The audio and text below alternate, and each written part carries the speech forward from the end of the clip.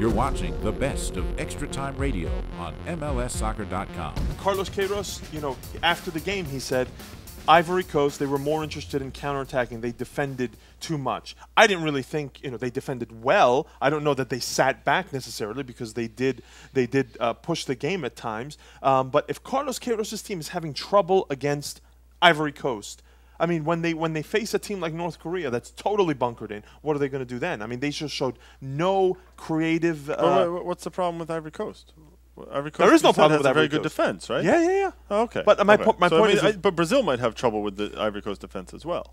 I think what Simon's saying is that potentially Portugal could go through this World Cup and not score a goal. Going up against, they couldn't score against the Ivory Coast. Then they're going to go against a Korean team who's very, very defensive oriented, and of course Brazil's defense is fantastic. On top of this, the fact that Deco, when he gets substituted, reportedly goes into the lockers and then has a lot to say about his team after the match. He says the way to approach the match after halftime was not the correct one.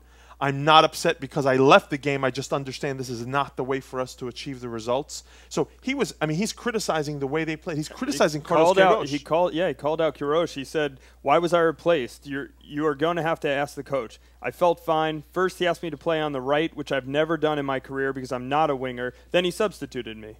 So, I mean, he went on to say our mistake was trying to win in 45 minutes, which created anxiety and almost made us lose. We did not do things right. The Danish, starting with the manager, Morten Olsen, who used to manage Ajax, and they have several players who are still in the Eredivisie or have been in the Eredivisie. It's a very familiar, they're very familiar with the Dutch way. And then again, you look at the center backs and the guy in front of them, Poulsen, and then the young guys, Agger and Kjaer.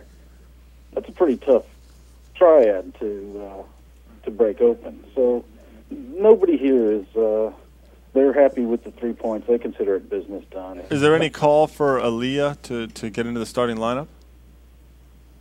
There's been a bit of that, but you have to remember Arjen Robben. They were resting him in that game, so I think if there's going to be a change in that front four, I think he'd probably be the one. I think they like Elliott as the energy off the bench. Winston Reid is a defender. Right. If he gets 2 yellows, like if he gets a yellow in their next game, he's out of the third game. Right? So he's set himself up needlessly, and as a defender, the odds of you getting a yellow are a lot higher. Much better. Especially when you end up going up against a Paraguay or an Italy. Yeah, you have to take a yellow card every now and then. That's it might be a case where you have to take a yellow in the next game. He had gone through 90 minutes or 89 minutes or 90 minutes in this one as the best player on the field for New Zealand, right? And he had not picked up a yellow as a defender, and then he gets one for his shirt. Yes, it's exciting. It's all very fine and good. But what if he picks it up in the next game? Yeah, fair enough. Then he misses the third game. They're without their best defender in the third game. Yeah, against Paraguay, which is if they're going to win a game, celebrate all you the Paraguay game's but the have game you they're set going to win. yourself up to hurt your team? Yeah, there's just no need for it. We just talked about a day or two ago about the play where the Serbian defender, that horrendous. Don't get me started on that, Simon. Lifts his arm up, causes a penalty for Ghana. Ghana scores, they win the game. This is so instinctual.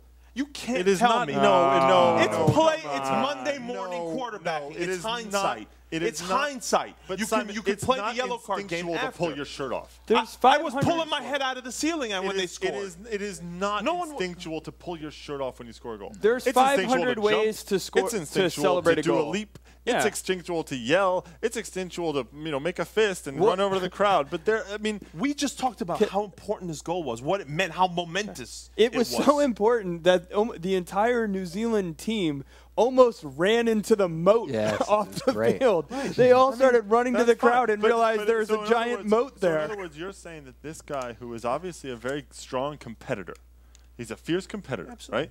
This guy who's a fierce competitor should have just should go like this because you know what? They're not going to win against Italy. They're not going to win against Paraguay. So it doesn't matter if he misses the third game. You're basically saying it's okay for him to do this because it's so momentous. In other words, but in the back of your mind, you're saying, but they're not going to win against Italy or Paraguay anyway. So it doesn't matter if he misses the third game because he gets a yellow card in the second game. I'm just saying that let the guy react the way he reacted. No one's. He will pay the consequences. He will. He will pay the consequences if it comes to that. Yeah, he will. But the fact that we're killing the guy for killing celebrating him. a Simon, 93rd minute goal, Killing no him, one's killing Tarsh. anybody. No one's killing anybody. in a tie that no one was let's expecting. Let's not get hyperbolic the way you normally do on this one.